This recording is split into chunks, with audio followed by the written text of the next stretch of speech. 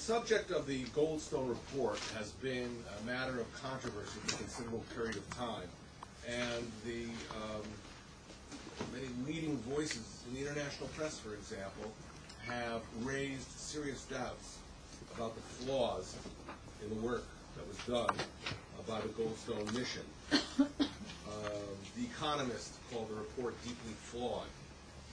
Others, like the London Times, the Washington Post, the Wall Street Journal, spoke about its biases and the problems that the report raised. There have been important military figures who have raised doubts about the report, from the British, Australian, and Italian armies, all of whom are familiar with the complexities of counterinsurgency warfare today.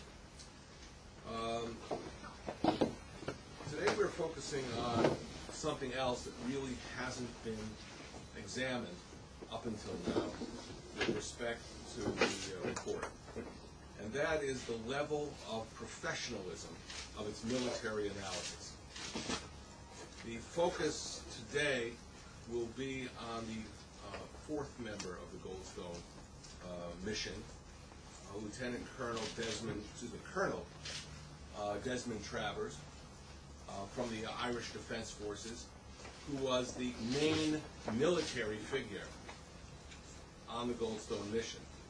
As you remember, the Goldstone mission was headed by Justice Richard Goldstone. There was Judge Gilani from Pakistan.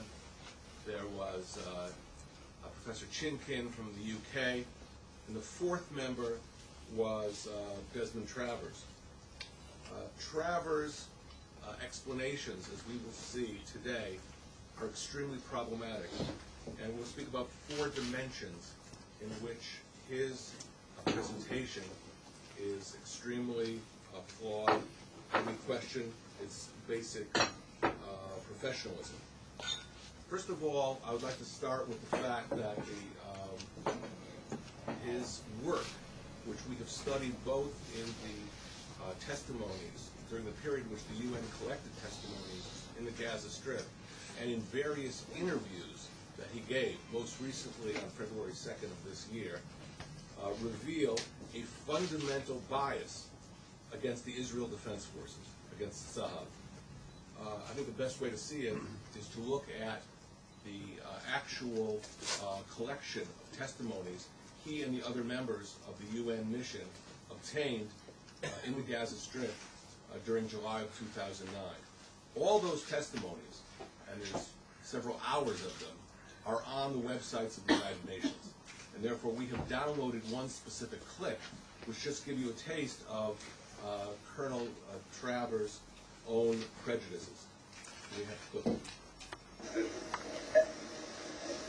I would like to put a question to you. It may not be entirely within your field, but nevertheless, the question continuously comes around in my mind. We have heard testimony of great violence, seemingly militarily unnecessary violence inflicted particularly on children. There have been instances of the shooting of children in front of their parents. As an ex-soldier, I find that kind of action to be very, very strange and very unique.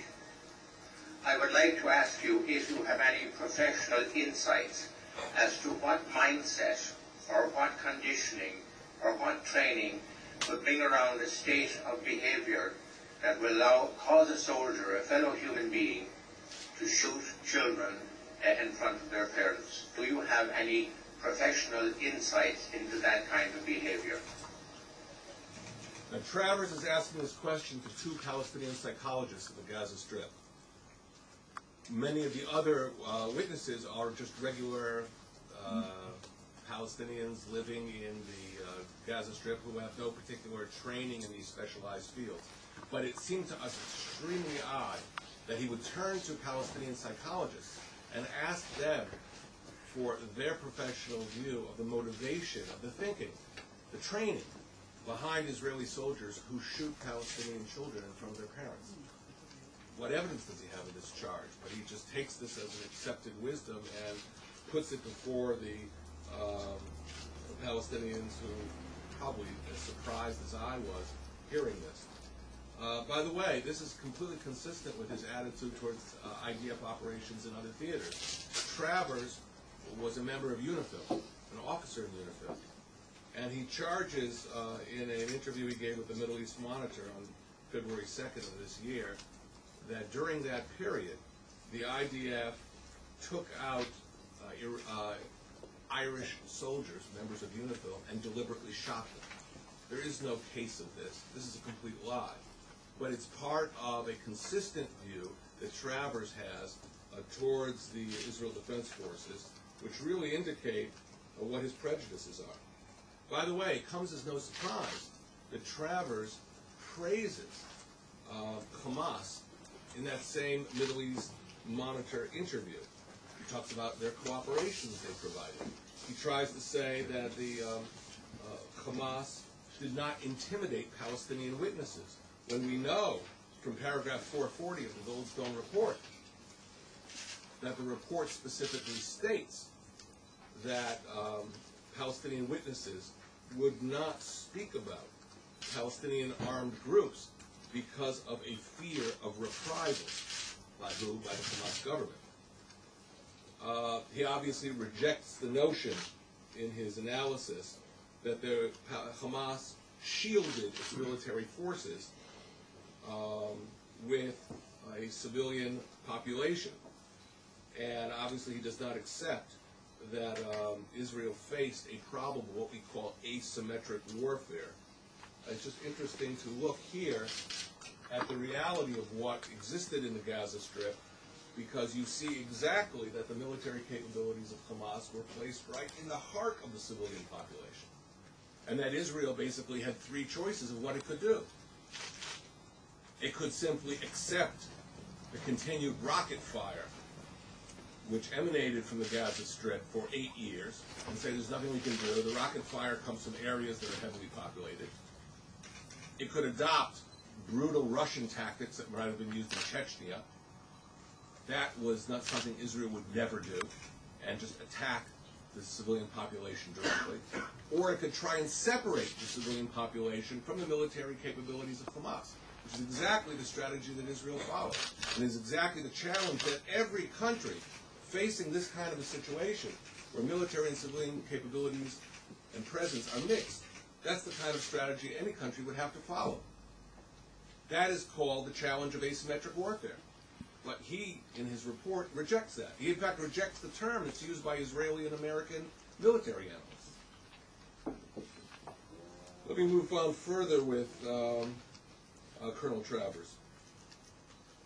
Colonel Travers puts forward a thesis that, I just don't know where to exactly place this. I don't know if it's Tom Clancy or the worst speech I ever heard in the UN in my life. But what he basically states is that Israel used unmanned aerial vehicles during Operation Cast Lead that had infrared or thermal capabilities to see into buildings so you could see how many people were inside. So, for example, he suggests in his analysis, and this is again from the Middle East Monitor of February 2010, that Israel would look into the heart of Palestinian buildings in the Gaza Strip, especially when